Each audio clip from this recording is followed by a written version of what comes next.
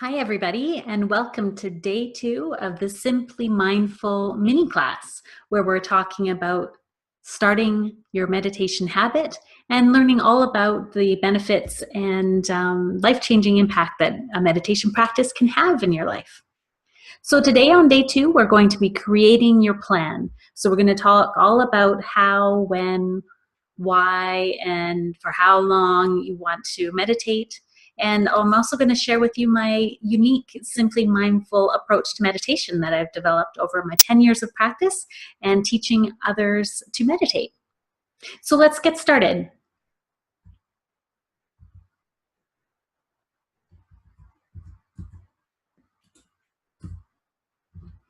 So when you're creating your plan for your practice, we want to actually create a plan that's going to help you create a lasting habit and a lifestyle change where you integrate meditation into your life. The greatest benefits come not from doing it once in a while. Well, that can be helpful. The actual most benefits come from a daily practice. Some studies have shown that impacts can be seen within a matter of a few days to a week. Well, the actual massive changes can come from the regular practice. So that's what I'm wanting to encourage you here today, and that's what we're talking about, is how you're going to develop your own personal plan for your practice. So you want to give yourself about 21 to 30 days to create a habit. There's opposing views on how long it takes to actually create that habit. But it starts on a day-to-day basis. So first we'll focus on the plan, and then once you have the plan, you basically just execute it. And that will give you the structure that will help you maintain your plan and maintain your routine and your practice throughout the ebbs and flows of life. You know, sometimes things come up, we go on holidays, maybe we get sick, or a kid gets sick, or something comes up at work that's unexpected, and our plans change. So by having a plan here, we're also going to plan for failure. So plans for, you know, the unusual activities of the day as well that may come up and set you off your intended schedule. And then additionally, we want to commit to ourselves. So creating a personal commitment to practice 100% of the days is easier than practicing 90% of the days. So when I've done this before, I've actually written out a personal commitment statement to myself of that I would go for 30 days or 90 days or however many days I was committing to. And I wouldn't allow myself to go to bed unless I practiced. So once you do this for the first 30 days, then it becomes a lot easier to maintain your habit because it's now part of your lifestyle. So when you're creating your plan, you want to look at what time of day is best. So ideally, morning is the best time for meditation. And it will set you up for having a clear and grounded and present way to start your day. So you can meditate anytime that you want. You know, I've known people that also meditate at the end of the day before bed. The thing is, you don't want to be doing it before you fall asleep. Well, a lot of relaxation techniques that you can learn in your meditation practice can help you relax and help you sleep better, especially deep belly breathing. I use that often. Trying to meditate when you're about to fall asleep actually will not give you the benefits of meditation that you can gain, because you're actually going to be falling asleep versus meditating. I've known people, some of my clients meditate before each meal. I've had people meditate over lunch hours. I know I do that quite a bit. So anytime that's going to work for you, and you want to set it up when you're going to have a trigger. So you can see, maybe you want to do it after you brush your teeth in the morning, or maybe you want to meditate at lunch every day. And so just figure out a time that's going to work in your schedule, and then that will be your protected time for your meditation practice. And then the location really is whatever's best for you. Ideally, you want to be somewhere where you're going to feel safe, that you can relax, knowing that you will be undisturbed for a period of time. My favorite location is to meditate outdoors. I always love being in nature. And if you can get up high somewhere where it's open, like looking out over an ocean, this is one of my favorite places, because I find it really highlights the clarity and openness that can come from your meditation internally by having that openness and expansion and really huge wide spaces in nature as well. I've also meditated in my parked car on the side of the road or in a parking lot when I've needed to in a pinch. I've even meditated actually in an area where I used to do yoga at my gym. There was a quiet little hidden away tucked spot above the racquetball courts. And it was this place where they did a little bit of exercising, but it was really an observing area for the racquetball court area. But it was a great place to do yoga because there was nobody coming and going. The only thing is it was noisy with the slamming and banging of these racket balls onto the wall and back and forth. Though I found that that was fine because regardless of the sounds that are going on outside of you, your meditation is an internal practice. And so I was aware of the sounds of this ball bouncing all over the walls, but I knew that I was safe and that it was a quiet place for me to rest. There were a couple times where the racquetball would bounce up into the observing area, but most of the time it was a calm place to be. So where you practice is really up to you. My number one place where I tend to practice on a daily basis is going to be on the couch. I like to sit cross-legged and lean against the couch for support. So it's comfortable. I don't have to worry about pulling anything out or putting anything away. It's pretty easy. So how you want to meditate is really up to you. You know, if you want to use a guided meditation to help you with that, then there's many out there. I've shared one with you already this week. I'll put a link in the recap for day 2, so you have that. Or perhaps you want to just do it unguided and go through the meditation process yourself. Perhaps you may want to use music to help you relax, or other tools. There's a lot of meditation apps out there now. There's also a lot of neat technology type things to help you with meditation. Or maybe you want to get a yoga mat or a meditation cushion to sit on. So really that's up to you. Physically, how you want to practice is I recommended being upright, seated if you can do that comfortably, so that you are alert, but in a position where you're able to relax. So ideally you want to keep your spine in a straight position. You don't want to be cocked over to one side or another. I've heard this described as sitting like a mountain, where if you think about a mountain, it's grounded and rooted and tall all at the same time. You can lie down as well. Many of my students, especially in our longer 40-minute classes, liked to lay down so they could really relax. So if you're doing that, just make sure that you're comfortable. Again, you may want to use a blanket. Sometimes if you're sitting for a longer period of time, it can get cold as your body temperature drops. So really, however you want to sit is really up to you. You don't have to sit in the classic yoga cross-legged pose. I've personally meditated sitting on a chair quite often. You can even sit with your legs down and onto the floor. Anywhere where you're going to be comfortable and that you can relax. And then the duration I've already talked about a little bit. Ideally, you want to meditate daily.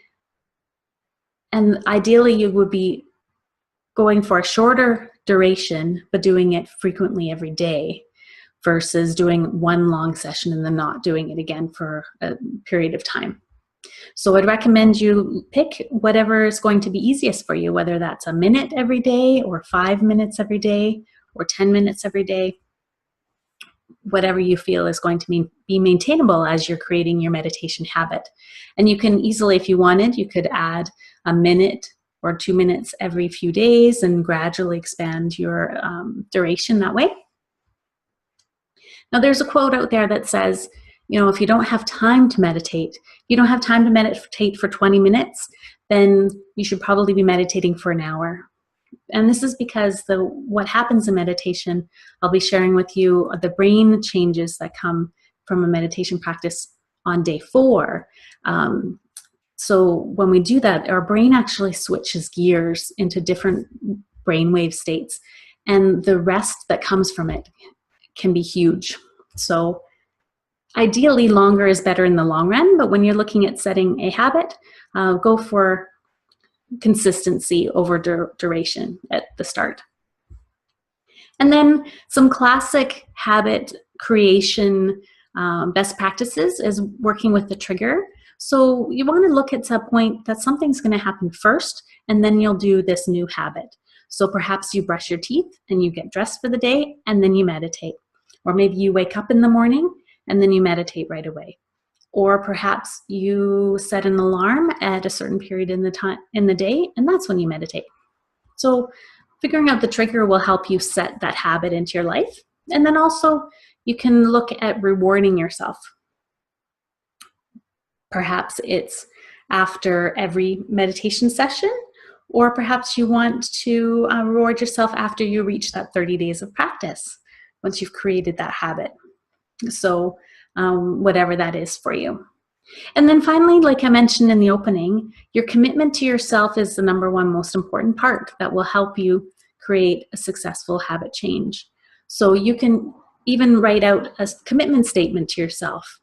So I, Sarah Francescutti, commit to meditating daily for a minimum of 10 minutes every morning before I go to work. And on the weekends before lunchtime. So doing something like that, it's going to be, you want to be specific and clear for yourself so that you know when and where and how you're going to do it. And then also using accountability by sharing it in our Facebook group if you'd like, or with someone else in your life so that they can support you. That will help you be more successful with your practice. So this is the how to set you up with your plan and how to create a successful habit change. So I'd also just like to share with you all today a little bit about my philosophy that I've created through my Simply Mindful meditations that I've been teaching for a number of years now. So I believe that anyone can learn to meditate and gain benefits that we've talked about yesterday in their lives, that it doesn't have to be religious based. You don't have to have many years of practice to create the life changes that you're looking for. I also believe that meditation can be simple to start, but that it's deep enough for a lifetime of learning and exploration and growth. And when you boil it all down, mindful meditation that I teach is basically about practicing compassionate awareness. So in mindful meditation, you're being present with what is present at that time. So whether it's the sounds in a racquetball court, or perhaps it's the thoughts in your mind, or perhaps it's a discomfort in your body, by being compassionate and being aware of what is there, but accepting it really is what the practice is all about through the mindfulness piece. So accepting what you experience with loving compassion and non-judgment can really have a huge change on the way you interact with the world. So the challenge is, one of the myths that we'll talk about tomorrow is that new meditators believe they have to have a quiet mind, and if they're not, then they're doing it wrong, or maybe they can't meditate because they don't know how to quiet it. But truthfully, a meditation practice, regardless of whether you've been meditating for years or not, there are often times where the mind is chattery, and that's the job of the monkey mind, is to keep us safe and to think about things and assess things and analyze. So by using compassionate acceptance, when we do have these things that come into our awareness, we just accept them and let them go. So you'll hear that in some of my meditations that I share with you this week. And then the approach that I use in my Simply Mindful meditations is I tend to start with breathing. Now, there's many different approaches to meditation and many different backgrounds of meditation out there. So the mindful approach that I use, I like to use the breath first because it's the easiest way to ground us into our present moment, get us out of our chaotic thoughts and into the body. Then breathing, especially deep belly breaths, actually decreases our stress levels, reduces the cortisol in the body, and it tells the parasympathetic nervous system that it can calm down and can relax. So that is why I open with breathing in my meditations, to just change gears, to calm the body and start to relax the muscles so that the body and the mind can let go of the day. Then sometimes we move into a body scan or progressive relaxation, where you actually mentally move through each part of the body and relax it. You don't have to do that, though. You may want to just physically relax your body as you're breathing and as you're getting into your meditation. And then, as I mentioned earlier, the compassionate awareness and accepting your thoughts and feelings and sensations as they arise is part of the meditation. So you may find yourself in a moment of quiet or peace, and then thoughts may come back in again. And so you just accept those and go back to the breath and relax the body. And it's a constant journey of relaxing and noticing and accepting and relaxing again. This is where the concentration and focus grows and comes from. As long as you're using compassion, there's no need to fight yourself in this here. Whatever comes up in a meditation practice is fine. Some of the people, my clients in my classes, have fallen asleep. Some have had emotional experiences or memories that arise. I've even had some people snore because they're sleeping and they're tired, and that's okay. So whatever comes up for you is okay. And then I like to expand the heart through gratitude, joy, and love by bringing awareness into the heart center. Oftentimes we're busy going in our lives, and we don't take time to really, stop and smell the roses and really experience the emotions of something wonderful, beautiful in our lives. So when we talk about the brain later this week, I'll share about how we can change the neurological pathways in our brain and our body. And one of these ways we can do that is by allowing ourselves to experience more joy and more gratitude, which then increases our capacity to feel more joy and gratitude, which is a really fun, self-fulfilling circle of awesome happiness. And then I additionally like to expand and elevate the mind through meta-awareness, increasing our vision and our clarity. So as we progress through the brain wave changes in a meditative practice, you actually naturally shift your thinking and your processing internally, which I'll talk about later in the brain section, which I totally love chatting about that stuff. So I can't wait to share that with you. So I'll be sharing another recording later this week that will have all of these in it, so you can see what it's like here yourself. This is a process that I've developed over the years. You don't have to do any of this. There's many different guided meditations out there online, or I'm sure in the library, download them on apps.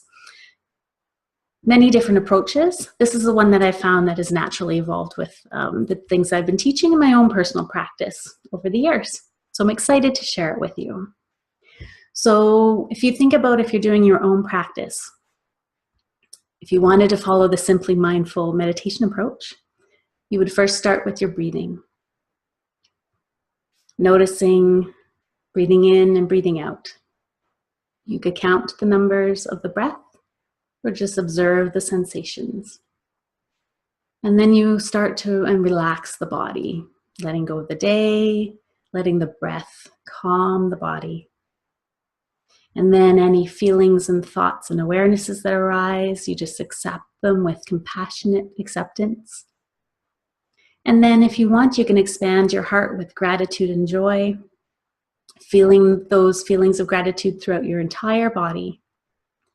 And then allowing your mind to grow clear, your vision to expand as your mind opens through the meditation practice.